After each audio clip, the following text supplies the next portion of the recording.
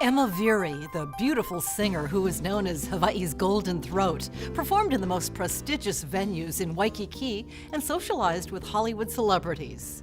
Today, Emma Veary remains a Hawaiian musical treasure.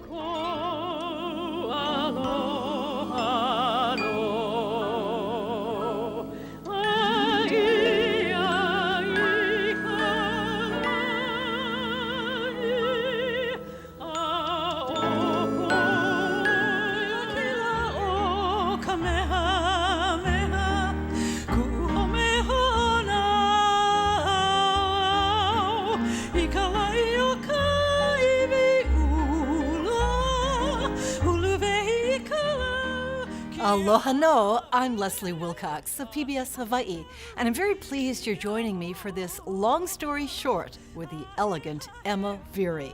We'll sit down with her to share stories next. Long Story Short with Leslie Wilcox, produced with Sony Technology, is Hawaii's first weekly television program produced and broadcast in HD. High definition, it's in Sony's DNA. Emma Veary began performing at the age of 5 and came of age during World War II. She would headline at the top venues in Waikiki, the Royal Hawaiian and the Halekulani hotels, and she performed in New York City. Today she lives a quiet life near family members on Maui and recalls small kid time in a loving Hawaiian household in Kapahulu. Your mom was full-blooded Hawaiian? Yes, she was full-blooded Hawaiian. What about your dad? Daddy was Hapa. We always said he had this much Hawaiian in him, you know. But he had some half-brothers. So I was always saying, well, it's either whole or nothing. Rotten kid. Your dad worked at the harbor? Honolulu Harbor. Oh, I know. Yes, Dad worked for Young Brothers. He was a tugboat captain. And I always tell everybody, do you know, I knew Mr. Jack Young and Jack Young Jr., who owned Young Brothers, because we used to go down with Dad all the time. Today we don't think of them as real people. It's a corporate name. Yes, no, we knew them. And so we'd go down there, we'd play pool with the guys. I'm an old garbage mouth as a result of that. Hanging around with the stevedores and the tugboat guys, you know, oh boy, I have to watch it. But we used to go down there and play, and Mom would go do her business, she'd come get us, and we'd go home. And the nicest thing about that, when he was working there, Dad ran the pilot boat. And in those days, Dad would take his tugboat, go to the Aloha Tower, pick up the pilot, and take him out to Diamond Head. And so as kids, we would go down with Dad, and he'd say, all right, be quiet. And we'd sit in the back of the tugboat, you know, and it was just so much fun. And on moonlight nights, it was just great. We all used to sing all the time. And because nobody had any money, what do you do? You sit down and you enjoy yourself and play music and sing and dance. And of course, my brother, because we were from a poor family, we always had an ukulele. My brother used to play the ukulele. My sister danced and I sang. And that was our entertainment. That was our what we did, because we didn't have money, you know. And the neighborhood kids, we had a little thing going where in those days they had Party Pack, which was a drink like a Coke. And it was a tall bottle, and they had strawberry, root beer, and orange. And they would give you a dime a bottle, I think, or 5 cents a bottle. So the neighborhood kids would collect all of these bottles, and on the weekend, we'd take it all down to Coca store down the street and get our money and pull all of our money together and say, okay, we've got so much money, okay? We can go to Hawaii Theater or Princess Theater, but if we ride both ways, because we were in Kapahulu now, if we ride both ways, we cannot have no popcorn or crack seed. So let's take a vote. Maybe we ride one way and we walk home. And we'd see our movie, and then we would play all the way down Kapiolani Boulevard, all the way to Kapahulu. How old were you then? Up to Wynham. We were just, we were like 12, 13 at And the so most. that's a nice little workout. Yeah, we'd play all the way home, you know, and at that time, there weren't many buildings on Kapiolani Boulevard, and it was just papyrus and coral. But we would just play all the way home, and then we'd peel off and say, see y'all, when we get to Wynham Avenue in Kapahulu, peel off and say, okay, we'll see you, we'll see you at school. You didn't think you were missing out on anything material when you were a kid? I was always working. I started working when I was 5. I've been singing since I was 5 because I discovered that people wanted to hear me sing, and they would pay me. And being from a family who didn't have a lot of money, wow. I had a special letter from the Liquor Commission so that I could go sing in clubs. At age 5? At age 5. And Mother would go with me, and I sang at all the big clubs. And at that time, later on, as time went on, all of the celebrities used to go to the Wailea Country Club. That was the place to go. And I used to sing there on weekends. So I had the pleasure of meeting all these lovely stars. And of course, a couple that you don't know, but there was Rochelle Hudson, there was Betty Davis, and there was Dorothy Lamour. And I had the pleasure of meeting Dorothy as a child when she was a very young woman. And again, when I was working at the Halekulani one night, they told me, Emma, Dorothy Lamour is here tonight. And I went, oh my God. So I pulled out a medley of her songs and sang them to her and reminded her about when we met when I was a child. And she said, oh my God. She says, after hearing you sing those songs, I never want to sing them again. But she was such a beautiful, beautiful woman. And at that time, we had so many theaters. You can't believe how many theaters we had that had shows. Live shows. Live shows. There was the Princess, the Hawaii, Liberty, Queens, Kings, Palace, Pawa'a Theater, Kewalo Theater. These are all no more. They weren't movie houses? They were movie musical houses. acts? No, they were movie houses, but they would have music, between the shows, like Radio City Music Hall. They would have some come on and perform in between the movies. That was standard in those days in theaters? They used to have a lot of that going on, yeah. So I used to go and sing at all of these theaters. And I sang at Hawaii Theater so many times. I know you walked back from seeing the movies when you were a kid. Yes. How did you get around in those days when you're a very young singer? My mother was always with me. My mother always took me wherever I had to go. She was always there with me. And so, and she used to sew my little gowns and my curls, long curls. I had long hair way down my back, and she'd make these long curls with ribbons, And then I met, while I was going through that phase in 1941, Joe Pasternak came to Hawaii and saw me perform somewhere and asked me to come to Hollywood, and he would groom me to become a star. And we had said, okay. And I was supposed to leave on the 8th of December in 1941. And the 7th, the war started. So he called me and he said, to my mom, does she still want to come? So my mother said, you have to ask her. So I got on the phone. I said, well, Mr. Pasternak, I said, in as much as there's a war going on, I'd rather stay home with my family. So I lost out on that one. True, the state went into martial. Yes. It wasn't the state then; Yes. it was the territory went Yes. into martial law and Right, blackouts. right, and I didn't want to be away from my family if there was a war, so I gave up that. You must have have some thoughts about that. What if? What if? What if? Oh yeah, sometimes, but I never go there. I see what's happened to so many of these kids that were at that point in their lives going through Hollywood, and what has happened to them. And I go there, but for me, but I'm lucky not to have gone through that.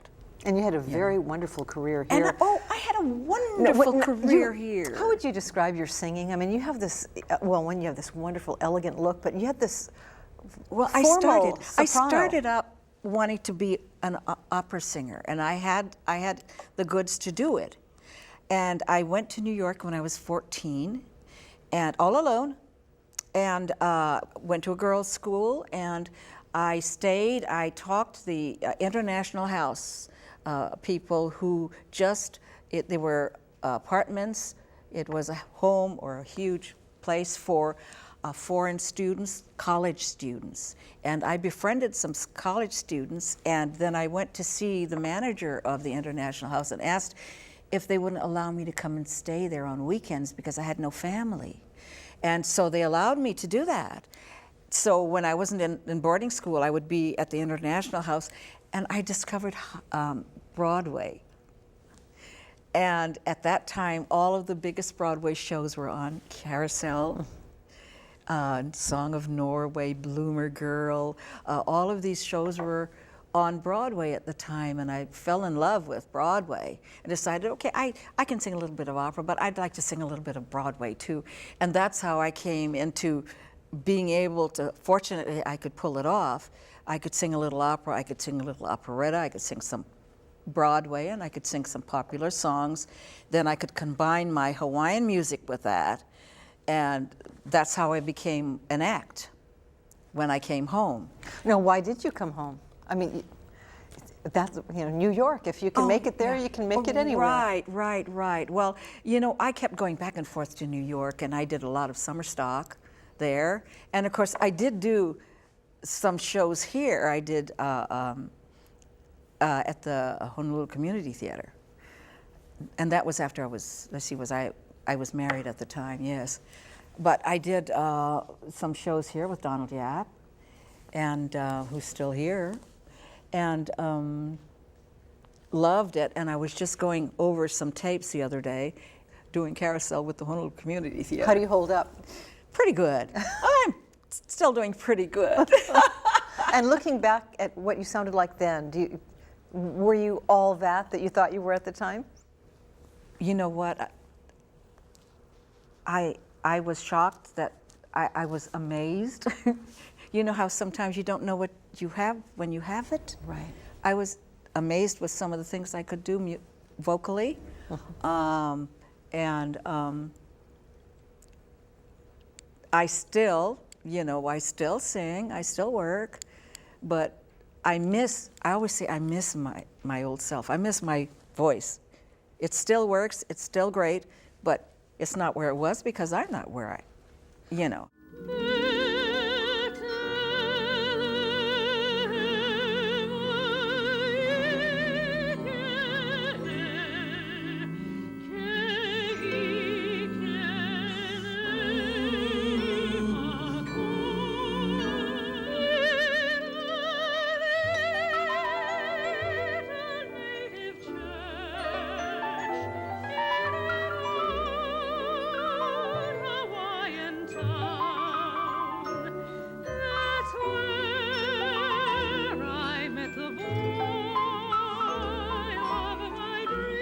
For those who weren't living here or weren't alive in the 70s, your name was the class act around town. You were the headliner, maybe the first headliner at the Halekulani Hotel? Yes. They didn't ever have an act there. And Hal, Aku, and I were married at the time. And I talked to him about doing the act. And so we went down and we were at the Royal Spaghetti House. And when we decided we wanted to leave that venue and come to Waikiki, so he went and talked to the Halekulani and talked them into putting me on the lanai there. And because of the way the room was, I said, I've got to design a stage that would work for me. So I had an H, and I would put the piano in either side of it was an H like that, the piano here, the piano there, and I had a round H, and I could work here, and I could work between the pianos. And so they built the stage that I wanted, and they built me a dressing room, and on opening night I went to work at the Halekulani, and they had put a drape down in the back where the ocean was to keep people from looking in. And so I said to them, excuse me, what is that there? And they said, well, that's to keep the people out. I said, you have one of the most beautiful views in Waikiki. And I said, I want you to take that away. They said, well, we paid $5,000 to build that thing. I said, well, I don't want to go on if you're going to have that there because there are people passing by. They will become fans, they will become clients after and come into the show. I said, so I'm not going to go sing until you put that silly thing up. So they wanted to block you from the beach, even though it was because an outdoor the people, venue. Yeah, because the people would look in. Well, it's funny. I have a different point of view on that. My vantage point was I was one of the beach people, you know, the Rugrats out there, the kids and the young adults who were taking advantage of the free music in Waikiki. You could go up and down the beach. I used to call sit in them the my scholarship crowd, and eventually they all came in. And they would come in and have dinner and see the show, and they'd tell me, I'm your scholarship friends, you know, and I've met people on Maui. I'm friends with Ali'i at the Lavender King of Maui, and people come up to him all the time, and they know that we're friends, and I helped him get the business started. And he said, you know, people come up and say, I used to be her scholarship crowd, you know, and I went, oh my God. That's right. They knew what time your show started, and they were there early, but they weren't in the chairs. Right. And New Year's and Christmas, some friends would show up just to be cheeky, and they'd get their wine and everything and sit on the sand and watch me, and I'd go, shame on you. And that was a phenomenon that I think a lot of people have forgotten or didn't know. When there were live showrooms in Waikiki and there were the cheap seats on the beach. Right. But you know, I felt like, hey, where would I be without these people? They are also people who will eventually come to see me. My fans are very precious to me, and I communicate. People call me. I talk to fans, and I have a relationship with my fans because I wouldn't be who I am without them. In those days, wasn't it called at the Halekulani? The Hawaiian where you performed? Yes, wasn't the Hawaiian? Yes. It wasn't House Without a Key. It was No, it was the Hawaiian, yeah. Because the House Without a Key is next door. Was next door, yeah. And then you were a headliner at the Monarch Room as well. And then after I left there, I went to the Monarch Room and performed there for a number of years, and that was interesting. It was very interesting, and of course there I had a big orchestra, which was another style of work, because the other I had either two pianos or a piano and a harp. And then I went to a 13-piece orchestra after that with a piano player. What was the most requested song when you were at the Monarch Room? You know, everybody had their own different songs that they wanted to hear. Of course, everybody wants to hear Kamehameha Waltz because that was a signature song. That was a signature song. And also a song written by Irmgard Aluli. Oh, Maliu mai. Yes. Maliu mai. Yes, that was also another signature song. Emma Veary's social circle included some of the biggest names in radio and television at the time. Hawaii Five-0 actor Jack Lord and his wife Marie, singer Jim Nabors, comedian Carol Burnett, and Hal Lewis, the highest paid disc jockey of the time, better known to radio listeners as J. Akuhead Pupule. I remember when it was announced that you would marry Hal Aku Lewis. It seemed like such a mismatch because he was this wild and crazy man, and you were this elegant, serene beauty. How did that happen? You know, that was so funny. I was sitting at home one day, and the phone rings, and this voice says, "Hello, this is J. Akuhead Pupule," and I hung up the phone. And then he said, the phone rang again. You thought it was a crank call? Yeah. He says, excuse me. He says, don't hang up on me. This is Hal Lewis, J. Akuhead Pupule calling. I said, yes, what can I do for you, Aku? And he says, well, I'm divorced and I want to marry you. That was hung up the phone again. Hung up the phone again. Did you think it was him that time, or you still thought it was a crank call? I knew it was him because I recognized his voice. And I said, you're crazy. I hung up the phone. And so he called back, and I said, okay, I will talk to you if you'll just be civil. And what is it you want? He said, well, I'm divorced. He says, I'd like to take you to dinner. I said, okay, if you don't, go crazy on me. I said, I will go to dinner. What did you mean, crazy on you? Well, start talking silly, like I want to marry you, etc. And because he had always been good to me on the radio. When I was singing with the symphony and working around town, he always used to, since I was little, he used to play my whatever. And promote music you. and promote me. So he comes over and I said, well, I told my mother and my children, I said, well, Uncle Pupuli's going to take me out to dinner tonight. They went, what? And I said, that's all right, that's all right. I have to be nice. He's been nice to me all these years, you know. And so he comes to the door, he knocks on the door, and I open the door, and he says, will you marry me? I slammed the door on him. It was the funniest meeting we've ever had. And finally I said, okay, don't talk silly. I'll go to dinner with you. Let's go to dinner. Went to dinner, came home. Then he said, well, I want to meet your daughters, you know. So we went out to dinner, and he tried all of the shtick that he could. Oh, and the first night we went out to dinner, he took me, we went to the Ilikai. And so we get up there, and he's trying to impress me naturally. We get up there, and the girl says, yes. He says, I need a table. My name is Je'akut Pupuli. And she says, I'm sorry, we don't have a table. And he looks at me, and I start giggling, and he says, my name's Je'akut Pupuli. And she said, I don't care who you are. She was brand new to the island. She didn't know who he was, and he couldn't get in. And what kind of a name is that? Akuyan Pupuli. I am hysterical. I'm laughing so hard. Finally got the manager, and they said, oh, God, Hal, come on in. And they took him in, you know. But that's how we met. That's how we met. And then we took our children out, and he was a really nice man. I used to tell him, why are you so abrasive?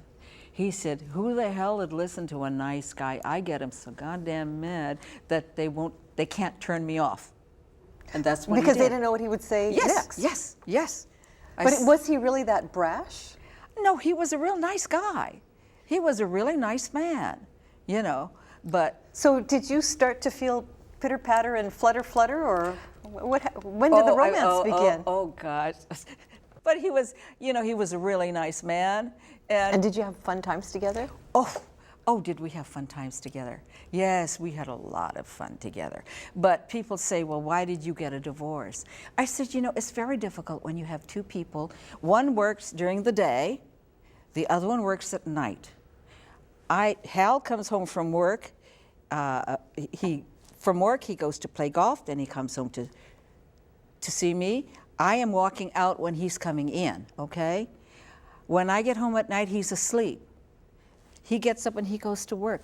There is no, how can you maintain a relationship? We managed for 10 years, 11 years, living that way, but it's not easy.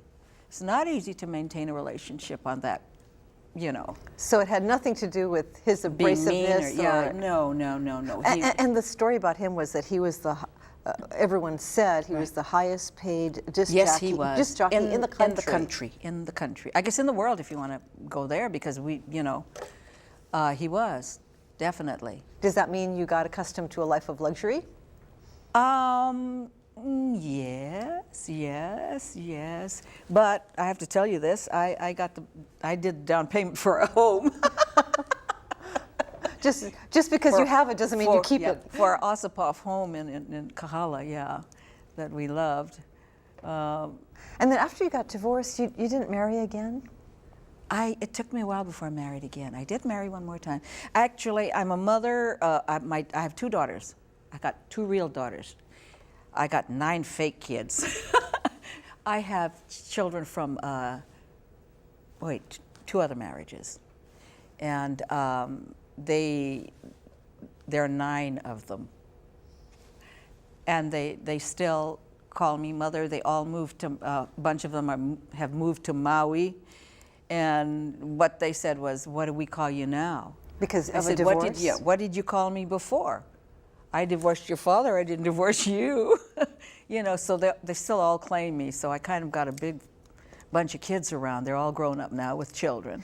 And the move to Maui about 16 years ago, you lived near your daughter Robin. Yes, Robin, interestingly enough, I have 2 daughters. Noe is a kumu lomi. She's a lomi teacher. She has taught all over the world. She's been to Switzerland, she's been to Germany, she's taught in Japan, and she loves her work. And she has 2 boys, and one of them has a son. So I have that great-grandchild. And Robin, who has become a musician and is very successful at what she does, has 3 children and 2 grandchildren. And so we're kind of growing here, you know. And Maui is Maui's a preference over Oahu at this time? For me? Oh, yes, yes. And now you are a great grandmother Yes. who appears to be ageless. Would you mind saying how old you are? I'm 78. And don't I'm look at it, don't feel it? I feel it. I might not look it, but I feel it. No, I'm in good health. I've never, drank or smoked. I've worked, and it's managed to keep me young, just the work itself, and just the attitude that I won't let anything pull me down. I look at the world with different eyes, than when you were young. You just grow as you get older, and the aches and pains happen periodically, and you just say, okay, so what? Just keep going, Emma Veary, Hawaii's golden throat from the golden days of live music in showrooms up and down Kalakaua Avenue. The liner notes on one of her albums read, "Where in Hawaii can we find the class act, the best entertainment? Emma Veary at the Monarch Room of the Royal Hawaiian Hotel." Written by Emma's Kahala neighbor back then, none other than Hawaii Five-0 star Jack Lord. Mahalo to Emma Veary, and to you for sharing company with me on Long Story Short. I'm Leslie Wilcox of PBS Hawaii. Ahui ho kako. Long Story Short with Leslie Wilcox is produced in HD by PBS Hawaii with Sony technology. High definition, it's in Sony's DNA. My mother was a very intelligent woman. When she was a young girl, they tried to get her, they gave her a scholarship to go to school in, where was it? I guess the Mormon people, because, she was so bright. And she chose not to, but she was always reading and reading. That was her thing, and she got us all reading.